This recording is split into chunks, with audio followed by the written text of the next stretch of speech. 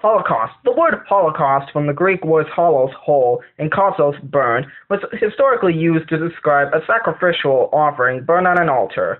Since 1945, the word has taken on a new and horrible meaning: the mass murder of 6 million European Jews, as well as some of other persecuted groups such as gypsies and homosexuals, by the German Nazi regime during the Second World War. To the anti-Semitic Nazi leader Adolf Hitler, Jews were an inferior race, an alien threat to German racial purity and community.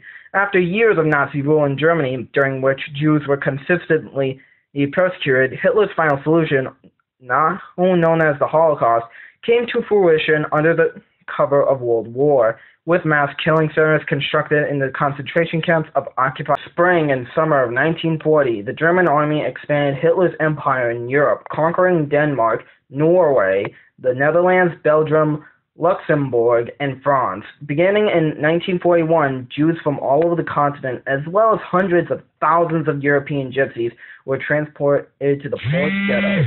The German invasion of the Soviet Union in June 1941 marked a new level of brutality in warfare. Mobile killing units called Einsatzgruppen would murder more than 500,000 Soviet Jews and others, usually by shooting, over the course of the German occupation. Spring of 1945, German leadership was dissolving amid internal dissent, with Göring and Himmler both seeking to distance themselves from Hitler and take power.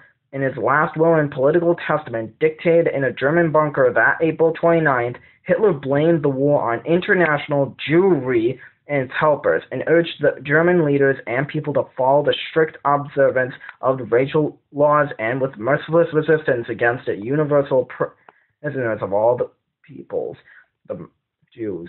The following day, he committed suicide. Germany's formal surrender in World War II came barely a week later, on May 8, 1945.